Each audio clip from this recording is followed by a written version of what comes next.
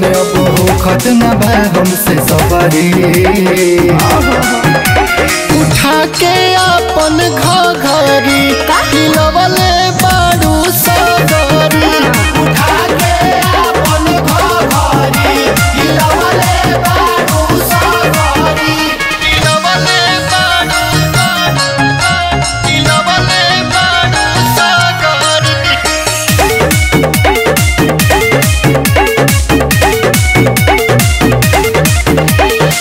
चिखले बाजे हमर खोआ मलाई।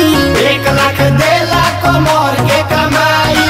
तो ऐसे बढ़ले हरे पैसे से तोल दे बुतहरा के। चल रे बटी में लूटो तू लहरा के।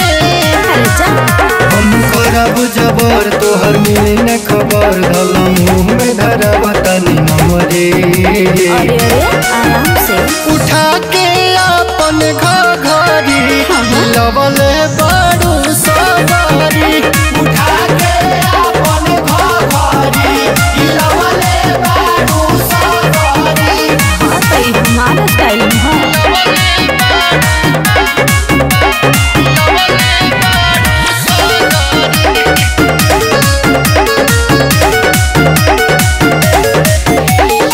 जोबन पे भोजन तू देला पिस्टल के। मन बतले चलो अपना महल में।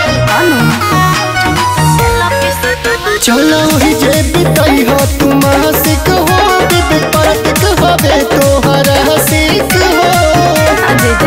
भटसी कसी बदन जब आवेलू बन ठन तो पापा के छलक जल गगरी। तो बच के रह। उठा के अपन घघरी हिलवले बारू सगरी। उठा के अपन घघरी हिलवले बारू सगरी। अब कितना हिलेबे? हिला के गिरेबे का?